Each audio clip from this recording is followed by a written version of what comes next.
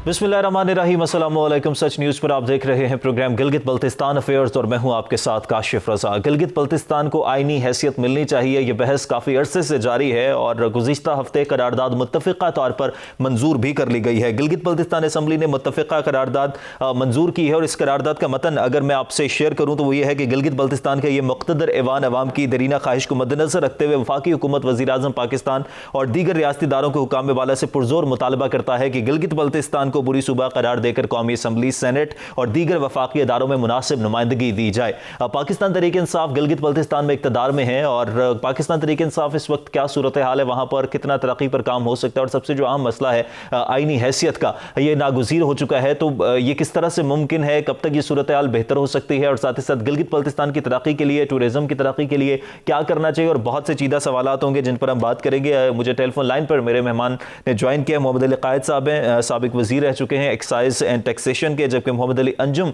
साहब भी telephone line पर मौजूद हैं, समाजी कारकुन हैं, जबकि इस्लामी तहरीक के रहनुमा भी हैं। दोनों मेहमानों का बहुत शुक्रिया।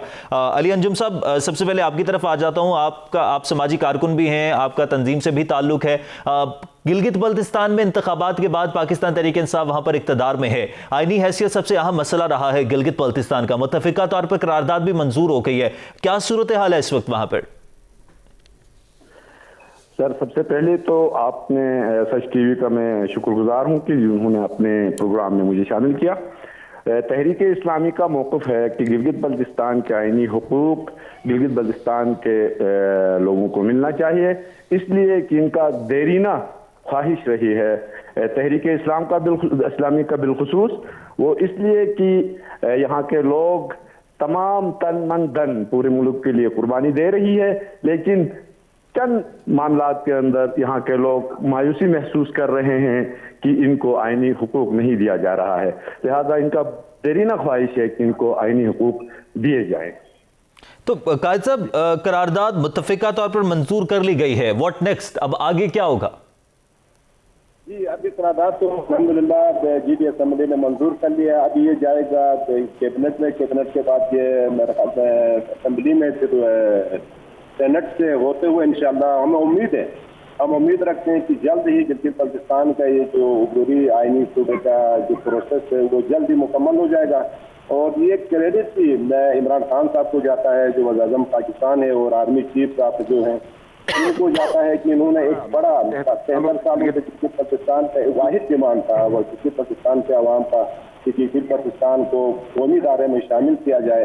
अल्हम्दुलिल्लाह वो प्रोसेस तकरीबन मुकम्मल होने जा रहा है और हम तवक्को रखते हैं कि ये सिर्फ एक सेटअप दे के इस पे इक्तिफा नहीं करें, बल्कि गिलगित बल्तिस्तान को एक माली पैकेज भी दे दें। इस सेटअप के साथ माली पैकेज जब तक नहीं देंगे तो आपको पता है यहाँ के अपने कोई वसाइल नहीं है। वसाइल पैदा करने के लिए जब तक यहाँ के सूबे के अंदर अपने वसाइल पैदा नहीं होते हैं, तब तक फेडरल गवर्नमेंट जो है गिलगित बल्तिस्तान को जो है एक मालियाती पैकेज भी दे देता कि ये आगे रन कर सके गिलगित बल्तिस्तान का सूबा जो है। तो अली अंजुम साहब, पाकिस्तान तहरीक इंसाफ अब इक़्तिदार में आई है, इससे पहले भी जब भी इंतखाबात होते थे तो हर जमात ये नारा बुलंद करती थी कि गिलगित बल्तिस्तान को आईनी हैसियत दिलवाई जाएगी। अब मुत्तफ़िक़ा तौर पर करारदाद भी मंजूर हुई है। पाकिस्तान तहरीक इंसाफ में आपको क्या मुख्तलिफ नजर आया है इक़्तिदार में आने के बाद, जो पहले नून लीग या पाकिस्तान पीपल्स पार्टी में नजर नहीं आया था, या बिल्कुल उसी तरह से सब कुछ चल रहा है?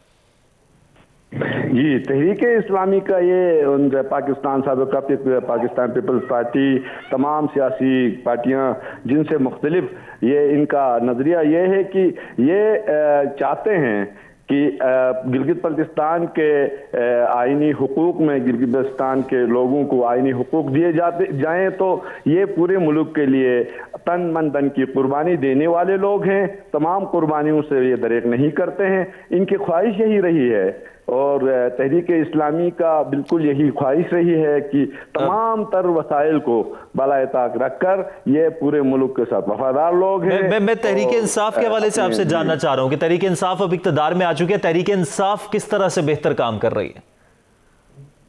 तहरीक इंसाफ पाकिस्तान की मौजूदा हुक्मरान पार्टी है, दीगर से ये इनका मुख्तलिफ विजन ये है कि ये पूरी मेहनत से काम करते हैं और तमाम गिलगित बल्तिस्तान के लोगों की सुनवाई करते हैं और दीगर तमाम मुल्क के सुनवाई करते हैं और इनसे मुख्तलिफ इनका ये नजरिया है। तो अली अंजुम साहब, गिलगित बल्तिस्तान का अबूरी आईनी हैसियत के बाद सबसे बड़ा मसला है क्या? आईनी हैसियत का मसला हल हो जाता है तो गिलगित बल्तिस्तान के लोगों को किन मसाइल का सामना है? अगर गिलगित बल्तिस्तान के आईनी मसाइल हल हो जाएंगे तो ये इनके दीगर मसाइल तकरीबन हल हो जाते हैं, क्योंकि इनका देरीना मसला है कि आईनी हैसियत में इनको शामिल नहीं किया जाता है, क्योंकि इससे पहले जितने भी हुक्मरान आए हैं इनको सबज बाग दिखाते रहे हैं और ये आपका तहरीक इस्लामी, आपका तहरीक इंसाफ ऐसा नहीं करती है, वो झूठ पर मुबनी काम नहीं करती है, जो कहती है वो करती है। कायद साहब, इसलिए इन पर पूरा यकीन रखते हैं। कायद साहब, आपको कुछ मुख्तलिफ नजर आया है पाकिस्तान तहरीक इंसाफ के अभी जो चंद महीने गुजरे हैं, 1 महीने से जायद का वक्त 2 महीने का गुजर गया है, इसमें कुछ मुख्तलिफ नजर आया है? जी बिल्कुल, थोड़ा चेंज नजर आ रहा है। यही सबसे बड़ा चेंज है कि पहले इस तरह होता कि यहाँ सूबाई असम्बली में ये पहली करारदाद नहीं है, इससे पहले 5 की 6 करारदादें पेश की गई हैं, लेकिन उन पर कोई अमल दरामद नहीं हो रहा था। तो अभी ये जो है पीटीआई की गवर्नमेंट जो है इस पे ऊपर अमल दरामद करने जा रही है। सबसे बड़ा चेंज जीबी की आवाम ये देख रही है यहाँ पे। बाकी तरक्काती काम जो है तो वो तो नून लीग के दौर में भी हुए हैं, लेकिन गिलगित बल्तिस्तान का दरीना जो है मुतालिबा आईनी हुकूक है, कौमी दायरे में शामिल होना था, ये पीटीआई जो है अंजाम देने जा रहे हैं। ये एक बहुत बड़ा नेक शुगून है जीबी के लिए। तो कायद साहब, गिलगित बल्तिस्तान वसाइल से माला माल है, वसाइल को बरोकार लाकर न सिर्फ गिलगित बल्तिस्तान बल्कि पूरे पाकिस्तान की तरक्की मुमकिन है। अब आप क्या समझते हैं कि किन पॉलिसीज पर क्या पॉलिसीज होनी चाहिए कि गिलगित बल्तिस्तान भी तरक्की करे और गिलगित बल्तिस्तान के वसाइल को बरोकार लाते हुए पाकिस्तान की तरक्की पर भी काम हो सके? जी, ये सबसे बड़ा मसला गिलगित बल्तिस्तान की तरक्की में जो राहिल जो है रुकावट था वो आईनी हैसियत का तयन था, वो अल्हम्दुलिल्लाह हल होने जा रहा है। तो अभी देखिए सीपेक है, सीपेक की गेटवे जो है जीबी है, गिलगित बल्तिस्तान है, खुसूसन हुंजा नगर है, यहाँ से सीपेक में गुजरना है तो आईनी हैसियत का तयन नहीं होने की वजह से अभी देखिए सीपेक का एक प्रोजेक्ट जीबी में नहीं है अभी तक। और सारे जो आप देखें पंजाब में, बलूचिस्तान में सीपेक के ऊपर बड़े बड़े प्रोजेक्ट के ऊपर काम हो रहा है, यहाँ पे बिल्कुल कोई काम नहीं हो रहा था। उसके अलावा देखें अभी गिलगित बल्तिस्तान में टूरिज्म का इतना बड़ा पोटेंशियल है, यहाँ बाहर से कोई मतलब इन्वेस्टर नहीं आ रहा था, क्योंकि हम मुतनाज़ा थे। मुतनाज़ा एरिया में कोई जो है इन्वेस्टर आके इन्वेस्ट करना नहीं चाहता है। तो जब इंशाल्लाह हमें उम्मीद है कि ये जल्द हल हो जाएगा, जब कौमी असम्बली और सेनेट से प्रोसेस के बाद जब हमारी आईनी तशख्खुस का बाकायदा ऐलान हो जाए तो उसके बाद ये हमारे छोटे बड़े मसाइल जो है इंशाल्लाह हल हो जाएंगे। और देखिए सबसे बड़ा गिलगित बल्तिस्तान में जो है इलेक्ट्रिक पावर का है, तो यहाँ एक अंदाजे के मुताबिक 50,000 मेगावाट जो है हम बिजली प्रोवाइड कर सकते, बना सकते हैं, वो भी पन बिजली। तो वो देखिए गिलगित बल्तिस्तान जो है पूरा पाकिस्तान को बल्कि बैरून ममालिक को भी बिजली एक्सपोर्ट कर सकते हैं हम, जो है पावर एनर्जी। तो देखिए यहाँ पे बहुत सारे पोटेंशियल्स हैं। इस तरह वो माइनिंग का शोबा है, माइनिंग का भी यही इशू है, सुबह नहीं होने की वजह से यहाँ पे बहुत से मसाइल रुकावटें हैं माइनिंग के शोबे में। जब सुबह होगा तो वो सारे सूबे के अंदर आ जाएंगे, तो यहाँ की खुद मुख्तारी आ जाएगी, तो वो सारे अपने मसाइल को हल कर लेंगे। हमारे पहाड़ जो है खजानों से भरे हुए हैं, लेकिन यहाँ पे उन पे काम नहीं होता है, क्योंकि आईनी हैसियत का तयन नहीं होने की वजह से यहाँ के लोग इतने बड़े अमीर नहीं है कि वो कोई इंडस्ट्री लगाए या कोई बड़ा मशीनरी लेकर आके यहाँ पे काम करेंगे। तो मसला ये था कि हमारे पास बाहर से जो है इन्वेस्टर नहीं आ रहे थे मुतनाज़ा होने की वजह से। अब ये इस मसाइल इंशाल्लाह जब सुबह बनेगा तो ये हमारे सारे मसाइल हल हो जाएंगे। ठीक है अली अंजुम साहब, गिलगित बल्तिस्तान में सेहत की क्या सूरत हाल है? कोरोना की वजह से क्या गिलगित बल्तिस्तान में सेहत का निज़ाम मुतासिर हुआ? हेल्थ जो डिपार्टमेंट है वो किस तरह से काम कर रहा है? जी, गिलगित बल्तिस्तान में कोरोना के दौरान कोरोना से काफ़ी मुतासिर हुआ। हेल्थ का जो डिपार्टमेंट है अपना पूरा तवज्जो दे रही थी अपनी बसात के मुताबिक।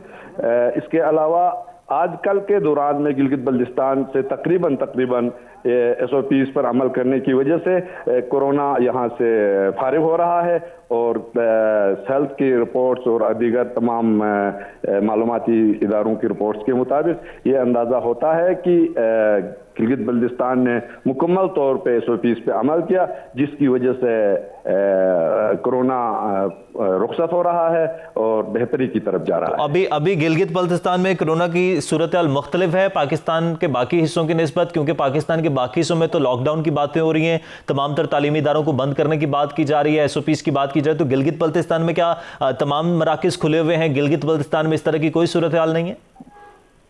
जी, इस वक्त दिगर मुल्क के दिगर हिस्सों की तरह से यहाँ मुख्तलिफ है। वो इसलिए कि यहाँ तमाम इदारे इस वक्त खुले हुए हैं, स्कूल्स खुले हुए हैं और दीगर तमाम जो भी इदारा है वो अपनी पूरे वक्त पर काम कर रहा है, तो लिहाजा इस हिसाब से मुल्क के दिगर हिस्सों और दीगर खित्तों के निस्बत यहाँ से कुछ मुख्तलिफ है, बेहतरी की तरफ जा रहा है। कायद साहब, गिलगित बल्तिस्तान में सेहत के हवाले से, सेहत का जो शोबा है उस पर नून लीग ने कितनी तवज्जो दी, उसको किस तरह से बेहतर किया जा सकता है? जो तालीमी निज़ाम है गिलगित बल्तिस्तान में, लिटरेसी रेट जो है वो सबसे ज़्यादा होता है, वहाँ पर ज़्यादा लोग पढ़ाई की तरफ तवज्जो देते हैं, तो गिलगित बल्तिस्तान में सेहत और तालीम का शोबा किस तरह से मुतासर हुए कोरोना की वजह से और किस तरह से बेहतरी लाई जा सकती है? देखिए, गिलगित बल्तिस्तान पूरा मुल्क के निस्बत लिटरेसी रेट यहाँ का बहुत ही हाई है अल्हम्दुलिल्लाह। उस वजह से लोग यहाँ के लोगों ने, आवाम ने अपने मदद, आप यहाँ गवर्नमेंट के इतने वो भी नहीं है कि गवर्नमेंट ने इतने यहाँ पे कोई इकदाम किए हो SOPs के हवाले से, लेकिन लोग यहाँ एजुकेटेड होने की वजह से इन्होंने अपनी मदद, मैं आपको एक मिसाल दे दूंगा। जब नगर में शुरू में कोरोना आया था, यहाँ के अवाम, यहाँ के तंजीमों ने अपने और यहाँ के उलमाए कराम ने इतनी जद्दोजहद की, अपने लेवल पे मराकिज कायम किए, SOP सेंटर्स बनाए हैं। बेशक गवर्नमेंट की भी ताउन थी, लेकिन अवाम का बहुत बड़ा कंट्रीब्यूशन है इसमें। तो उस वजह से आज अल्हम्दुलिल्लाह पूरा GB कोरोना से पाक है। एक केस भी इस वक्त GB के अंदर कोरोना का मौजूद नहीं है अल्हम्दुलिल्लाह। यहाँ के तमाम तालीमी मराकिज और तमाम हमारे हेल्थ डिपार्टमेंट, एजुकेशन के स्कूल्स, कॉलेजेस वगैरह सब ओपन है अल्हम्दुलिल्लाह। और मैं एक बात भी आपको आगे लेके जाऊं तो इसी बहाने अभी देखे टूरिज्म, अभी यहाँ पे गिलगित बल्तिस्तान में टूरिज्म का बड़ा फ्लो आने वाला है। इसमें भी अभी गिलगित बल्तिस्तान या फेडरल गवर्नमेंट यहाँ पे टूरिस्ट आने पे कदगन नहीं लगाए, SOPs अमल दरामद करते हुए टूरिज्म को यहाँ पे ओपन रखे, ताकि यहाँ का अभी लोगों का वाहिद रोजगार है। एक चाइना बॉर्डर था जहाँ रोजगार का, वो अभी बंद पड़ा है। तो कोरोना की वजह से चाइना गवर्नमेंट ने बंद किया है, तो हम इस पर भी मुतालिबा करते हैं कि इसको फौरन खोला जाए। यहाँ उसकी वजह से बेरोजगारी बढ़ गई है और एशिया जो चाइना से आ रही थी उनकी कीमतें 3 गुना 4 गुना हो गई हैं। इस बॉर्डर को फौरन से पहले खोलना चाहिए ताकि यहाँ के गरीब लोग जो है अपना जरिया माश वहां से कमा सके। और टूरिज्म को कोरोना के बहाने इस टूरिज्म को बंद नहीं किया जाए, SOPs पर अमल दरामद करते हुए टूरिज्म को गिलगित बल्तिस्तान को ओपन करना चाहिए।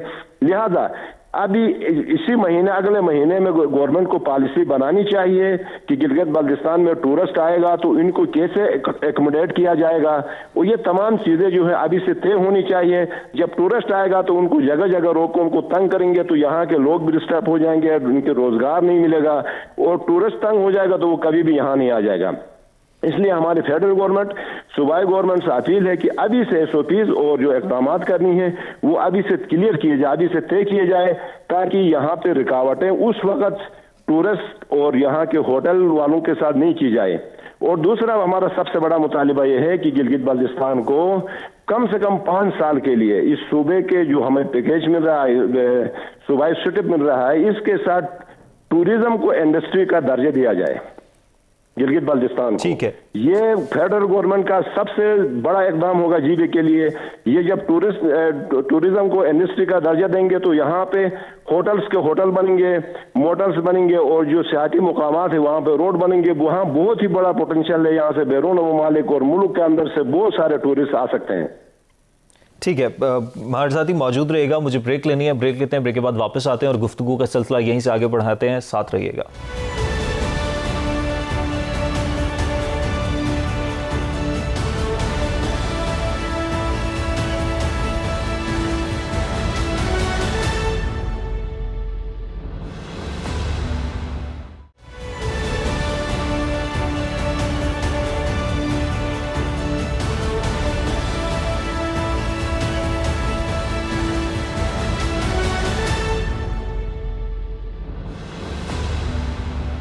ऑलराइट जी, वेलकम बैक। ब्रेक के बाद वापस आने का शुक्रिया। ब्रेक से पहले हम टूरिज्म पर बात कर रहे थे। कायद साहब, जिस तरह से ब्रेक से पहले आप फरमा रहे थे कि टूरिज्म के हवाले से कदगन नहीं लगानी चाहिए, लेकिन पाकिस्तान के बाकी हिस्सों में अगर लॉकडाउन हो जाएगा या पाकिस्तान के बाकी हिस्सों में पाबंदी लग जाएगी तो बुनियादी तौर पर तो इशू यही है कि उसी तरह से फिर गिलगित बल्तिस्तान में टूरिज्म भी तो मुतासिर होगा। टूरिस्ट यहीं से गुजर कर तो आता है। नहीं, हम यही कह रहे हैं ना, जब ये टूरिज्म, देखिए टूरिज्म एक जगह एक एरिया जो है टूरिज्म मतलब कोरोना से पाक है, कोरोना जीरो रेट है यहाँ पे इस वक्त। तो अभी इस इलाके में देखे, अगर आप कोरोना के बहाने यहाँ पे जो है टूरिस्ट को बंद कर लेंगे तो यहाँ के लोग कहाँ जाएंगे, क्या खाएंगे? चाइना रोड बंद है, टूरिज्म बंद करेंगे। यहाँ दो ही ये शोबे हैं जहाँ से लोग रोजगार कमाते हैं। हम ये चाहते हैं कि SOPs पे अमल दरामद कराते हुए टूरिज्म को बाहर रखा जाए। अभी देखिए बैरून मुबालिक, अभी तुर्की लोग जा रहे हैं, कोई पाबंदी तो नहीं है, वहां पे कोरोना है। अच्छा, ये तो अभी गवर्नमेंट के ऊपर है। SOPs बनाए, उनके ऊपर अमल दरामद हो और टूरिज्म को ओपन रखे, चेक रखें उनके ऊपर। जो गिलगित में इंटर होते एक जगह पे उनको कोरोना सर्टिफिकेट चेक किया जाए और उनको बाकी ओपन रखा जाए। ये कोई इश्यू तो नहीं है। वो जो भी आना चाहता है वो अपना चेकअप कराएगा, कोरोना टेस्ट लेकर आ जाएगा, उनको ओपन कर दे। सही। अली अंजुम साहब, कोरोना की वजह से टूरिज्म का शोबा तो मुतासिर हुआ, लेकिन जब कोरोना की वजह से टूरिज्म का शोबा मुतासिर हुआ तो वहाँ के जो लोग हैं जिनका रोजगार टूरिज्म से वाबस्ता था, उनके पास मुतबादिल ज़राए आमदन क्या थे? कोरोना से जो लोग मुतासिर हुए हैं उनसे इससे कबल जो उनके साथ लोग थे, लोगों ने कई अपना इन्वेस्ट करके होटलिंग वगैरह खोले हुए थे, उनका ज़राए आमदन वहाँ से था। और इसके अलावा यहाँ गिलगित बल्तिस्तान में लोग जॉब पर मुनसर है। कारोबारी हिसाब से यहाँ कम और बहुत इंतहाई कलील मौक़े फराहम हैं, जिस वजह से वो ज़्यादातर आपके सर्विसेज पर इन्हिसार है। तो इंशाल्लाह अभी हम उम्मीद रखते हैं यहाँ गिलगित बल्तिस्तान को आईनी हैसियत मिलेगा तो इदारे बढ़ेंगे। जब इदारे बढ़ेंगे तो यहाँ के रोजगार के मौके पैदा होंगे।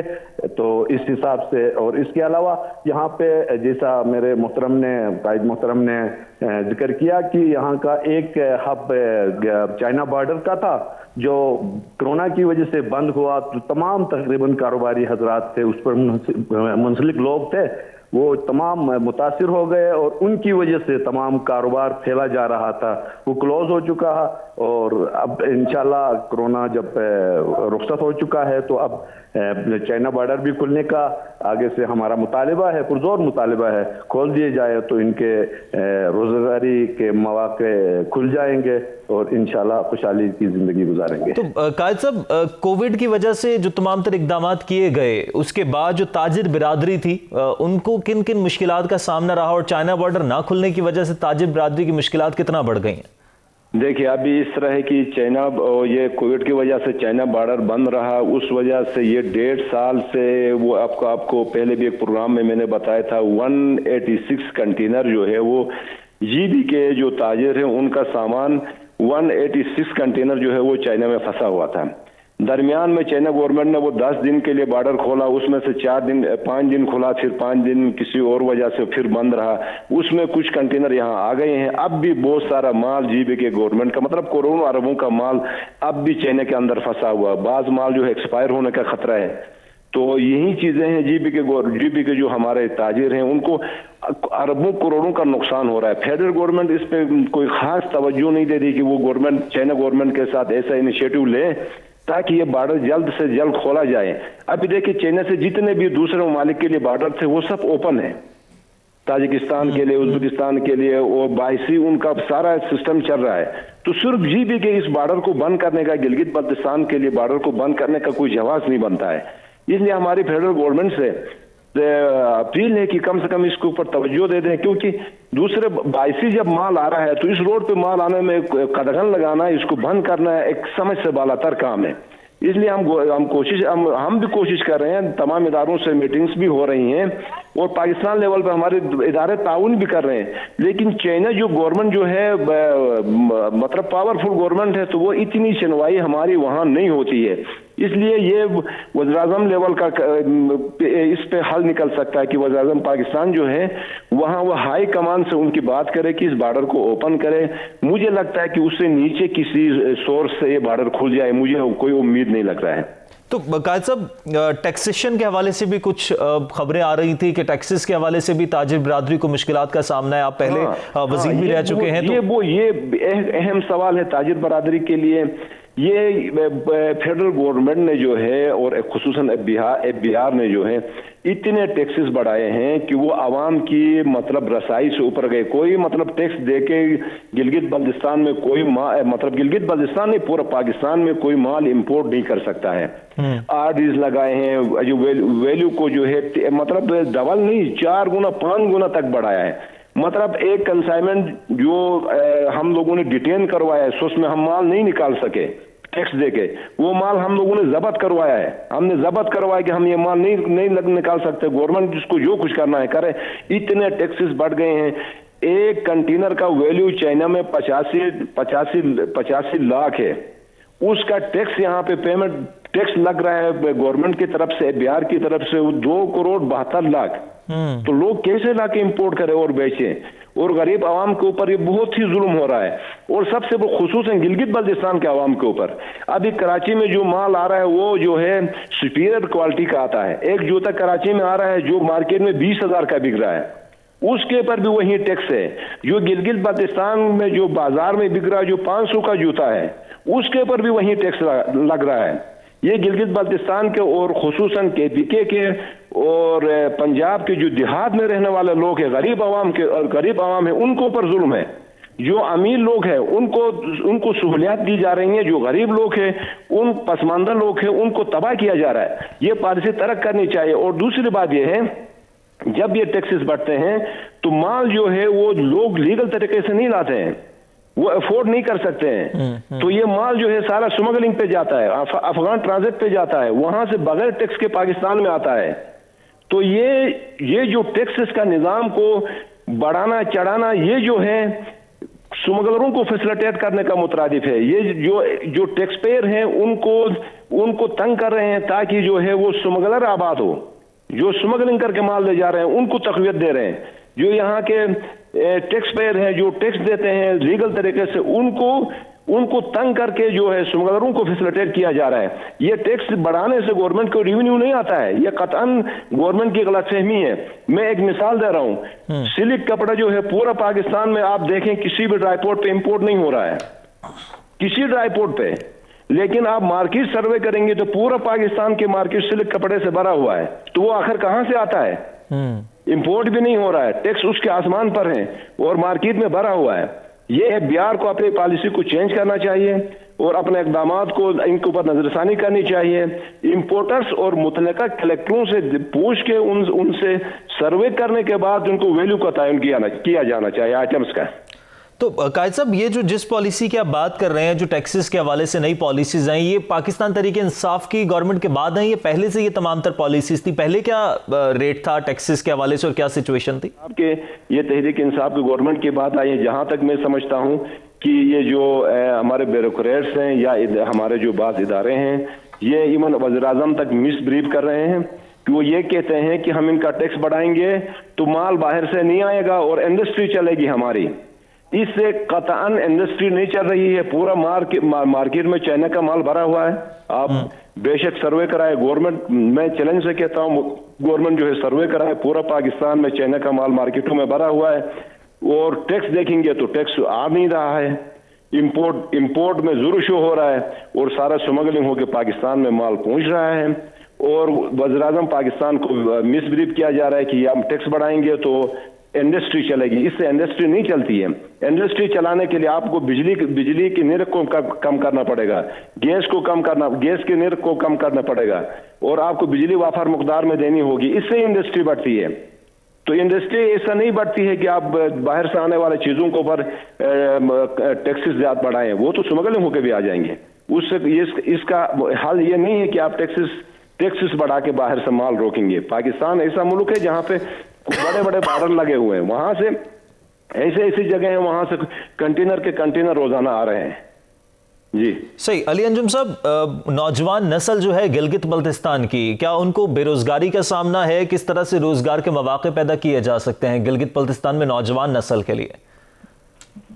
जी, गिलगित बल्तिस्तान के नौजवान नस्ल के लिए बेरोजगारी यहाँ पे बहुत ज़्यादा है, इसलिए कि यहाँ पे आईनी हैसियत न होने की वजह से इन पे तवज्जो कम दिया जा रहा है।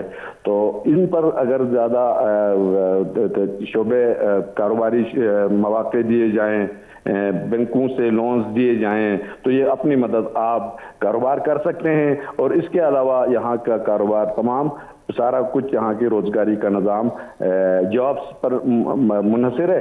तो जॉब्स अगर नहीं है तो फिर यहाँ के लोग बेरोजगारी की तरफ जा रहे हैं और इंतहाई मुश्किलात से कसम पुरसी की हालत में जिंदगी गुजार रहे हैं। एक जरिया तो ये था कि जैसा भी कबल वक्त जिक्रसानी होगी कि बॉर्डर का बंद होने से एक सबब तो ये है कि बेरोजगारी बढ़ रही है। दूसरी तरफ यहाँ पे तमाम मालामाल है, ये आपके तमाम पहाड़ी, हमारे पास पहाड़ी सिलसिले मौजूद हैं जहाँ पे मिनरल्स इंतहाई वफर मिकदार में मिल रहे हैं। उन पर तवज्जो दिए जाए तो यहाँ के बेरोजगारी ख़त्म हो सकती है और यहाँ के बेरोजगार लोगों को रोजगारी के मौके मिल सकते हैं। तो जंगलात के हिसाब से यहाँ पे बहुत इंतहाई तवज्जो की ज़रूरत है, क्योंकि ये तमाम पहाड़ी एरिया जो हमारे बंजर जा रहे हैं, तो लिहाजा जंगलात पर ज़्यादा तवज्जो दी जा रही तो इंसान अपना, यहाँ के लोग जंगलात की वजह से अपना रोजगारी बढ़ा सकते हैं। और ये बहुत सारे ऐसे मौके हैं, मिनरल जंगलात और ये बॉर्डर की हिसाब से यहाँ पे बेरोजगारी ख़त्म हो जाती है और यहाँ पे तवज्जो दी जाए तो। सही। कायद साहब, जिस तरह से हम पॉलिसीज की बात कर रहे हैं, खान साहब हमेशा से ये बात करते थे, जब वो फेडरल में आए थे तो उन्होंने कहा था कि हम इन्वेस्टमेंट के हवाले से कुछ पॉलिसीज लेके आएंगे, फॉरेन इन्वेस्टर को जो है वो उसकी अट्रैक्शन के लिए कुछ पॉलिसीज में नरमी लेकर आएंगे। गिलगित बल्तिस्तान में तो ज़रूरत है मिनरल एंड माइंस के हवाले से कि वहाँ पर इन्वेस्टमेंट को बहाल किया जाए, फॉरेन इन्वेस्टर को अट्रैक्ट किया जाए। तो इस हवाले से क्या पॉलिसीज होनी चाहिए कि इन्वेस्टमेंट बढ़ सके?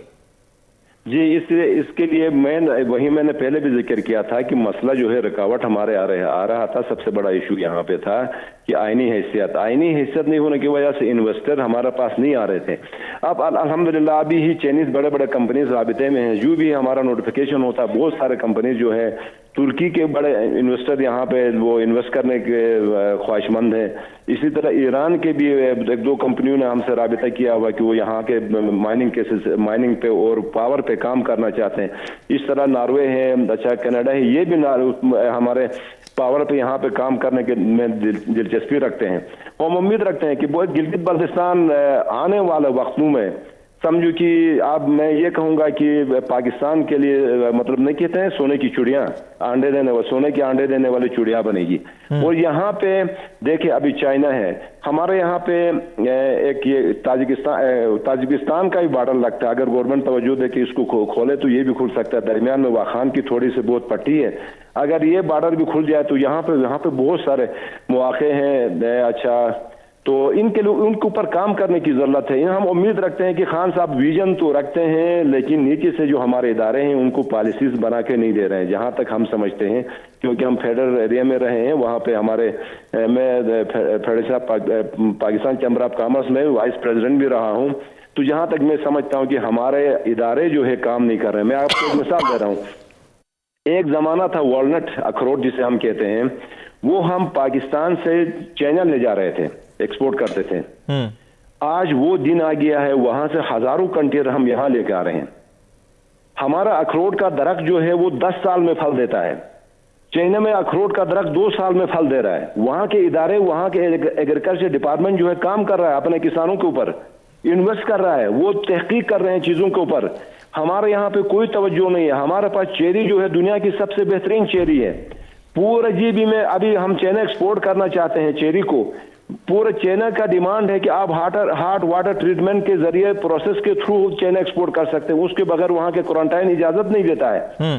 पूरे जीबी में एक हॉट वाटर ट्रीटमेंट का प्लांट नहीं है।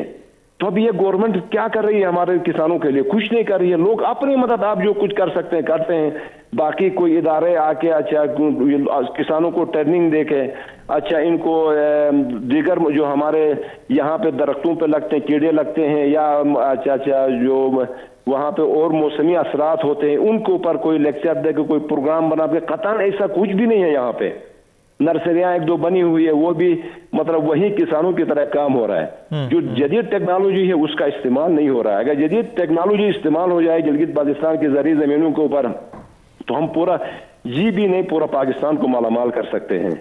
यहाँ पे ऐसी चेरीज है, यहाँ पे ऐसे खुबानी है, सेब है। अभी देखिए चाइना का सेब पूरा दुनिया में चला जाता है और चाइना से बेहतर सेब जो है जी गिलगित बाल्टिस्तान का है, वो यहाँ सट के खत्म हो जाता है। तो इन चीजों के ऊपर तवज्जो देने की जरूरत है। यहाँ पे कोई प्रोसेसिंग जोन नहीं है। अच्छा पूरा दुनिया में हर जगह पे जहाँ पे इंडस्ट्रीज लगी होती है, यहाँ पे कोई कॉटेज इंडस्ट्रीज तक नहीं है। तो यहाँ गवर्नमेंट इनको ऊपर तवज्जो दे दे। देखे मिनर का इतना बड़ा शोबा है। मैं मिनरल्स एंड माइंस पर भी आता हूँ, इस पॉलिसी के हवाले से भी बात करता हूँ। मुझे ब्रेक लेनी है, ब्रेक के बाद वापस आते हैं और गुफ्तगू का सिलसिला यहीं से आगे बढ़ाते हैं। हमारे साथ रहिएगा।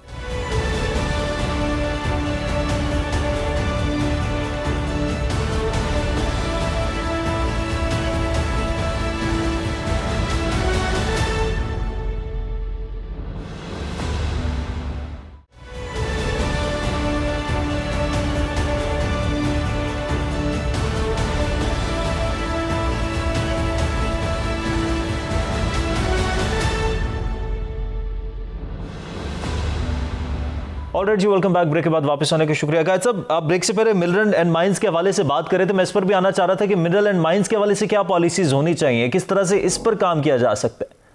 देखिए मिनरल एंड माइनिंग की पॉलिसी असल में वो होना चाहिए, इसका इख्तियार सूबे के पास। इसमें बाज़ चीजें जो हैं वो फेडरल गवर्नमेंट के पास होने की वजह से वो मामला लटके हुए हैं। अच्छा दूसरा इसमें इस तरह है कि ये बहुत बड़े बड़े पहाड़ हैं यहाँ पे, तो यहाँ पे जदीद टेक्नोलॉजी नहीं है। अभी लोग जो कीमती पत्थर निकालते हैं पहाड़ पे जाते हैं, वहां पे सुरंग बनाते हैं, अंदर जाके ब्लास्ट करते हैं। मतलब पुराना जमाने के तरीके हैं। अगर वहां पे 1 करोड़ का माल है अंदर, तो वो ब्लास्टिंग में कभी लाख का हाथ आता है तो कभी 2 लाख का हाथ आ जाता है। करोड़ों का माल ब्लास्टिंग में जाया हो जाता है। जदीद टेक्नोलॉजी होनी चाहिए यहाँ पे जीबी के आवाम के, मतलब गवर्नमेंट के पास, जो आवाम को बताएं कि इस पहाड़ में ये चीज, ये दात है, इस पहाड़ में ये कीमती पत्थर है, ये कीमती पत्थर है, और जदीद टेक्नोलॉजी उनको फराहम की जाए। वो लोग तो क्या पाकिस्तान में वो टेक्नोलॉजी मौजूद है? पाकिस्तान में नहीं है बदकिस्मती से। हमारे ईरान गवर्नमेंट से बात हुई थी, उन्होंने कहा था कि हम आपको बंदे भी ट्रेन करेंगे और आपको टेक्नोलॉजी भी देंगे। बदकिस्मती से कोरोना की वजह से हमारा ये सारा सिलसिला रह गया। हम चैम्बर के थ्रू उनसे बात हमारी हो गई थी। तो अभी इंशाल्लाह हम फिर कोशिश में लगे हैं कि हमारे कुछ बंदे वहां चले जाए, वहां पे ट्रेनिंग कर लें, और वहां से इक्विपमेंट जो है गवर्नमेंट नहीं लाती है, तो हम अपने मदद आप भी लाके अपने कम से कम लोगों को अवेयरनेस दे दें कि इस पहाड़ से जो कीमती पत्थर को है उसको किस तरह निकालना है। ब्लास्ट करके कीमती पत्थर निकालना, ये तो मतलब दकियानुसी जमाने की एक कार्रवाई है, वो अब भी चल रही है। ये जदीद दुनिया है, जदीद दुनिया के तरीके इस्तेमाल करने चाहिए, और इन चीजों को से जो अंदर माल पड़ा है उसको निकालने का एक निजाम होता है, तरीक़ेकार होता है, उसके तहत निकाला जाता है। ब्लास्टिंग के जरिए तो पत्थर निकाल सकते हैं, कीमती धात तो नहीं निकाल सकते हैं। अच्छा अली अंजुम साहब, जिस तरह से अभी कायद साहब बात कर रहे थे कि सबसे अच्छी चेरीज गिलगित बल्तिस्तान में होती है और इस तरह से वहां पर फ्रूट बहुत ज्यादा होता है, तो फूड प्रोसेसिंग यूनिट्स का भी एक मसला सामने आता है कि वो भी होने चाहिए। जी बिल्कुल, यहाँ पे यूं से अपना फ्रूट पर तवज्जो दी जाए तो यहाँ के बहुत बेहतरीन किस्म की चेरी, खुबानी, अखरोट और इस तरह के बादाम वगैरह यहाँ पाए जाते हैं। इन पर बिल्कुल ही तवज्जो नहीं है गवर्नमेंट की तरफ से। अगर यहाँ पे तवज्जो दी जाए तो लोगों के रोजगारी के मौके ज़्यादा से ज़्यादा पैदा हो जाएंगे, क्योंकि यहाँ पे एग्रीकल्चर पर इंतहाई तवज्जो की ज़रूरत है। अगर एग्रीकल्चर पे तवज्जो दी जाए, मसलन दीगर ममालिक में फॉर एग्जाम्पल इसी तरह तवज्जो दी जाती है, वहाँ के तमाम फसलजात और तमाम फ्रूट्स वगैरह पे मेडिकल होती है, और कौन सी ज़मीन पर कैसे खाद मुहैया किया जाए और कौन सी आबो हवा पर कौन सा दरख्त लगाया जाए, ये तमाम मेडिकली ट्रेनर्स की जरूरत है जो यहाँ पे बिल्कुल अवेल नहीं है। अगर गवर्नमेंट इन पर ज्यादा तवज्जो देगी तो यहाँ सेहतमंद फल पहले से तो है और ज्यादा सेहतमंद फल पैदा हो जाएंगे और ये एक्सपोर्ट होने जा रही है, तो फिर एक्सपोर्ट हो जाएंगे और यहाँ के लोगों को ज्यादा से ज्यादा इनकम आ जाएगी और इनको खुशहाली मिलेगी। तो कायद साहब, जो ज़राई पॉलिसी है वो पाकिस्तान के बाकी सूबों में, बाकी हिस्सों में क्या मुख्तलिफ है, और गिलगित बल्तिस्तान में ज़राई पॉलिसी कोई है, किस तरह से ज़राअत के शुबे को बेहतर किया जाए? पॉलिसी नहीं है पाकिस्तान की तरह। कभी वहाँ पे खाद पे सब्सिडी दी जा रही है, कहाँ पे और मतलब ट्यूबवेलों पे, बिजली पे, इस कुछ चीज़ों पे।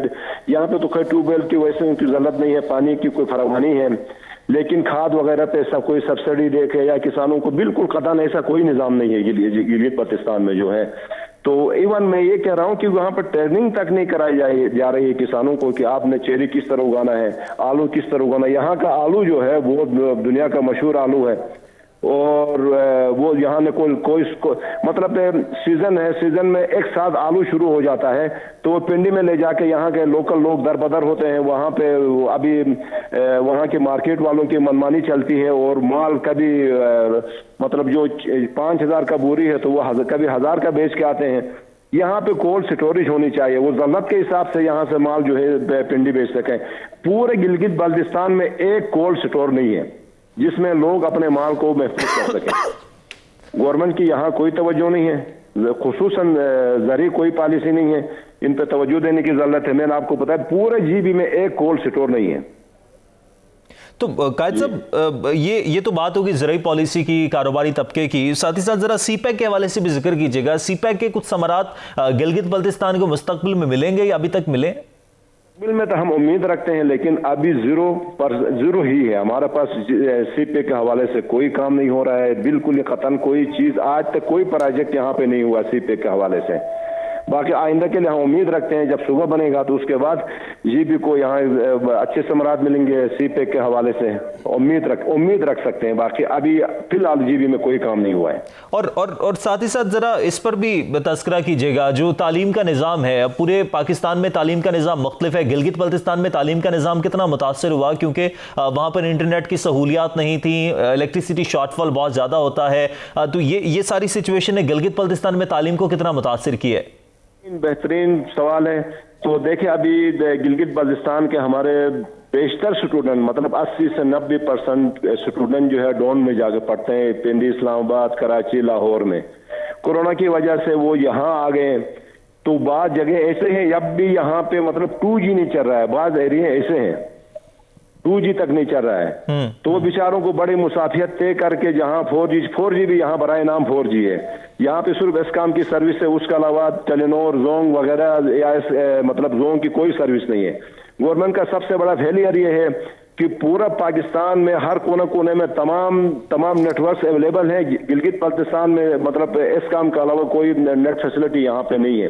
ये जीबी के आवाम के साथ बड़ी ज्यादती है। फौरन जो है तमाम नेटवर्क्स को परमिशन दी जाए कि वो जो है यहाँ के नेट सर्विस। क्या वहाँ पर इजाजत नहीं दी जाती तमाम तर नेटवर्क्स को? जी कोई इशू है गवर्नमेंट लेवल पे जो है एस्कॉम और इन दूसरे जो नेटवर्क्स इनके दरमियान, तो वो कोर्ट में जाते हैं, कभी क्या करते हैं, उस वजह से ये सर्विस बहाल नहीं हो रहा है। तो ये बहुत बड़ी ज्यादती है खुसूसन जीबी के आवाम के साथ और हमारे स्टूडेंट के साथ। बेचारे क्या करे, जो कराची से आए वो स्टूडेंट यहाँ पर नेट नहीं मिल रहा है, नेट फैसिलिटी उसके पास नहीं है। और बड़ी सितमज़रीफ़ी ये है कि इस वक्त हमारे पास गिलगित में 24 घंटे में 2 घंटे से 3 घंटे की लाइट है। लोग कहाँ जाएंगे, लाइट है नहीं है यहाँ पे। तो गिलगित बल्तिस्तान तो वसाइल से माला माल है, वहां पर तो बिजली पैदा की जा सकती है। बातों में और दुनिया के पास गिलगित बल्तिस्तान जो है वसाइल से मालूमाल है, लेकिन अंदर जो है हम भूखे हैं लाइट से। हम बिल्कुल मतलब 24 घंटे में हम मोबाइल चार्ज करने के लिए उसी मतलब 1 घंटे का 2 घंटे का इंतजार में होते हैं कब लाइट आएगी। ये पोजीशन है गिलगित बल्तिस्तान की। तो हुकूमत की तरफ से आप क्या समझते हैं, क्यों तवज्जो नहीं दी जाती? गिलगित बल्तिस्तान प्रायोरिटी में क्यों नहीं है? यही मसला है, सबसे बड़ा मसला। मैंने पहले भी कहा था, आईनी मसला था। हमारी आवाज कहीं पे नहीं पहुंची थी। गिलगित असेंबली की करारदाद उसी असेंबली तक है, कौमी असेंबली में हमारी नुमाइंदगी नहीं है, वहां हमारे आवाज उठाने वाला कोई नहीं होता था। सेनेट में हमारे आवाज उठाने वाला कोई नहीं होता था। मुझे किसी की जरूरत ही नहीं थी, क्योंकि किसी को मेरी जरूरत होगी तो मेरे ऊपर तवज्जो देगा। हमारे आबा व अजदाद ने बड़ी गलती की, 1948 में आजादी हासिल की और बगैर शर्त शुरूत के पाकिस्तान में शामिल हो गए। गवर्नमेंट पाकिस्तान को इस पे खुशी होनी चाहिए कि यहाँ के अवाम ने जंग लड़ के आजादी हासिल करके पाकिस्तान में शामिल हो गए। इनको फैसिलिटेट करने के बजाय इनको मतलब पसमानदा रखा जा रहा है। यहाँ पे तालीमी रुशू बढ़ा है, तो इसमें गवर्नमेंट का कोई कमाल नहीं है। यहाँ के अवाम की अपनी जद्दोजहद है। लोग भूखे बैठ के आलू काश करके चेरी शहर में ले जाके बेच के अपने बच्चों को कराची, इस्लामाबाद और लाहौर में जाके पढ़ाते हैं। गवर्नमेंट ने तो यहाँ कोई सब्सिडी तो नहीं दी है कि अपने बच्चों को पढ़ाओ के। हालांकि इंडिया में देखिए जो कश्मीर है वहां पे 45 आइटम्स के ऊपर सब्सिडी है, और यहाँ सिर्फ गंदम के ऊपर सब्सिडी दे के बड़ा कमाल समझते हैं कि हम जीबी को सब्सिडी दे रहे हैं। यह अक़वाम मुत्तहिदा की करारदादों के मरहून मिन्नत ये सब्सिडी मिल रही है। किसी का एहसान नहीं है जीबी के ऊपर जो सब्सिडी दे रहे हैं। तो जो PIA के किरायों का मैं जिक्र करूं, कराची 10,000 रुपए का टिकट मिल रहा है, और गिलगित बल्तिस्तान के उस वक्त 14 से 15,000 रुपए का टिकट मिल रहा है। 1 घंटे की फ्लाइट है। ये चीजें गिलगित बल्तिस्तान के अवाम के साथ ज्यादती हो रही है गवर्नमेंट लेवल पे। ये नहीं होनी चाहिए। कब तक यहाँ के अवाम ये जुल्म और सितम सहते रहेंगे? तो अली अंजुम साहब, ये जो सारी सूरत हाल है, इसके बाद इंफ्रास्ट्रक्चर की बहाली बहुत ज़्यादा ज़रूरी है। गिलगित बल्तिस्तान के मसाइल को हल करना बहुत ज़्यादा ज़रूरी है। कोई भी गवर्नमेंट अभी तक आईनी हैसियत दिलवा नहीं सकी, क्यों? इसके पीछे क्या वजूहत हैं? क्या तरजीहात में क्यों नहीं है गिलगित बल्तिस्तान? आप क्या समझते हैं? ये इस पर जी एक बेहतरीन सवाल आपने किया कि इससे कबल जो भी गवर्नमेंट आई है इस पर गिलगित बल्तिस्तान पे तवज्जो न देने का एक बुनियादी वजह यह है कि लोग एक तो से 1948 में आज़ाद हुआ। ये आज़ाद होने के बाद बगैर शर्त और शुरूत के इल्हाक के लिए आगे किया, तो आगे से कश्मीर इशू को बना देते हैं। कहते हैं कि कश्मीर का बड़ा इशू है, अगर गिलगित बल्तिस्तान को आईनी हैसियत दिया जाए और यहाँ पे तो इनको तवज्जो दी जाए तो गिलगित बल्तिस्तान का अपना कश्मीर का बड़ा इशू बनता है, जबकि ऐसा नहीं है। अगर कश्मीर मुतनाज़ा इलाका है तो गिलगित बल्तिस्तान तो मुतनाज़ा इलाका नहीं है। ये लोग पता नहीं कहां से क्या सोचकर ये बीच में धकेलना चाहते हैं गिलगित बल्तिस्तान को। इसकी मिसाल मैं ये दे दूं कि ये इस तरह की मिसाल रखते हैं कि एक आदमी का, एक घर का या किसी खित्ते का तनाजा है तो दूसरा खित्ता भी मिला के मुतनाजा बनाया जाए, तो ऐसी मिसाल यहाँ मिलती है, जबकि ऐसा नहीं होना चाहिए। अगर कोई जब तक गिलगित बल्तिस्तान को आईनी हैसियत नहीं मिलेगी तब तक गिलगित बल्तिस्तान के मसाइल हल नहीं हो सकते। बहुत शुक्रिया मोहम्मद अली कायद साहब, हमारे साथ मौजूद थे। साबिक वजीर रह चुके हैं मोहम्मद अली अंजुम, समाजी कारकुन है, प्रोग्राम में शामिल थे। आप दोनों का बहुत शुक्रिया। आज के प्रोग्राम से इजाजत दीजिए, हल आने के बाद।